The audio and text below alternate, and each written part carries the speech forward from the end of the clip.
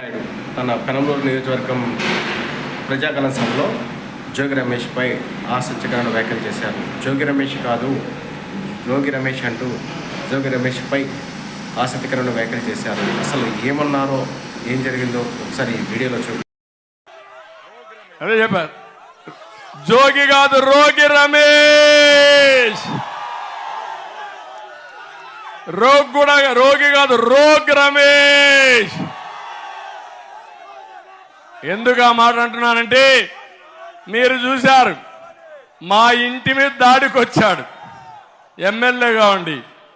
ఎందుకు వచ్చాడంటే కర్రలు ఎత్తుకొని నాకు అపాయింట్మెంట్ కోసం వచ్చాడు.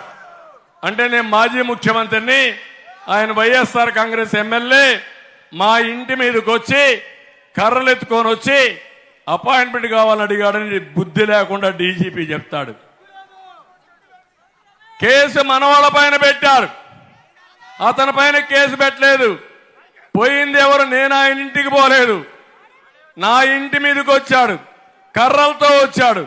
కేసు మాత్రం మనవాళ్ళ పైన పెట్టే పరిస్థితి వచ్చారు. తమ్ముళ్ళు, నాకే ఆ పరిస్థితి ఉంటే Z+ కేటగిరీ, మీరేమవుతారు? అంటే ఇది కావాలంటే ఇచ్చేయాలనా లేదా? మీరు అవుతుందా లేదా?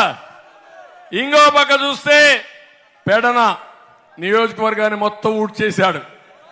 ఆడేమీ లేదు, క్షౌరం అయిపోయింది ఆ నియోజకవర్గం. మల్లంపూడి వంతెన నిర్మాణానికి రైతులకి 40 లక్షలు డిమాండ్ చేశాడు. ఏం చేయాలో దిక్కు తెలియకుండా కాస్తో కోస్తో ఇది సర్దుకున్నారు.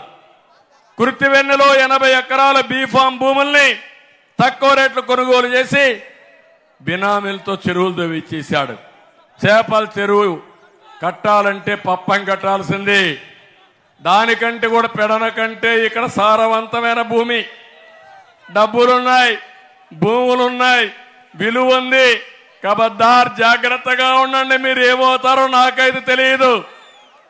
అలాంటి వాళ్ళు వస్తే చాలా ప్రమాదం వస్తుంది.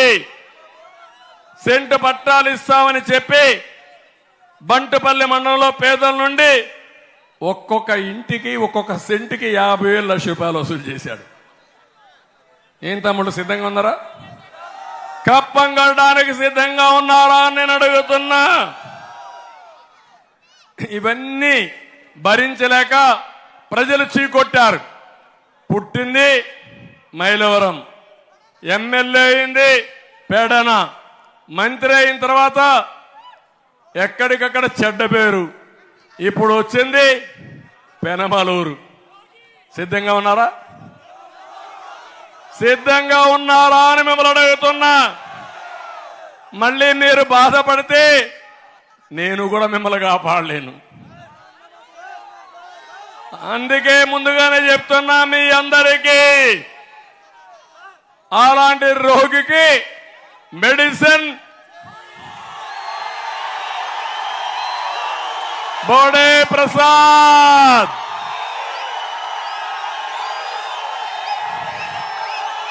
సిద్ధమా మీరు? సిద్ధమా మీరు? ఆడబిడ్డలు సిద్ధమా మీరు? యువత సిద్ధమా మీరు? రైతులు సిద్ధమా మీరు? ముస్లిం సోదరులు సిద్ధమా మీరు?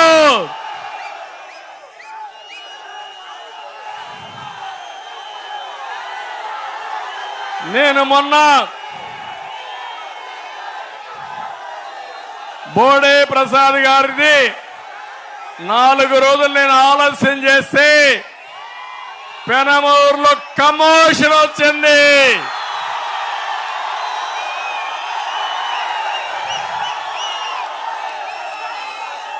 నా IVRS కూడా బాగా పనిచేసింది. నేను కూడా మీ అందరి అభిప్రాయాలు తీసుకున్నాక శభాష్ బోడే ప్రసాద్ అని ఆయనకే దండేశా. అది నా విధానం.